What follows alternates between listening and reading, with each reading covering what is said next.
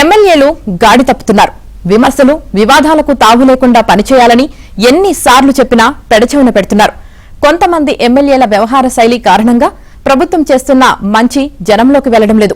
చెడు వ్యాపించినంత వేగంగా మంచిని ప్రజల్లోకి తీసుకెళ్లలేం. పదే పదే తప్పులు పునరావృతమైతే కఠిన చర్యలు తప్పవు. ఆ తర్వాత బాధపడి ప్రయోజనం ఉండదు. ఈ విషయాన్ని ఇన్ఛార్జ్ మంత్రులు మీ పరిధిలోని ఎమ్మెల్యేలకు చెప్పాలని ముఖ్యమంత్రి చంద్రబాబు స్పష్టం చేశారు.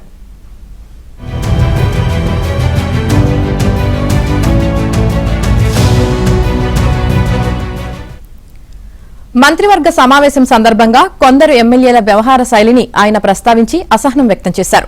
మనం ఎప్పుడు తప్పటడుగు వేస్తామా అని ప్రతిపక్షం ఎదురుచూస్తూ ఉంటుందని, వారికి ఎలాంటి అవకాశమూ ఇవ్వకుండా వ్యవహరించాలని వ్యాఖ్యానించారు.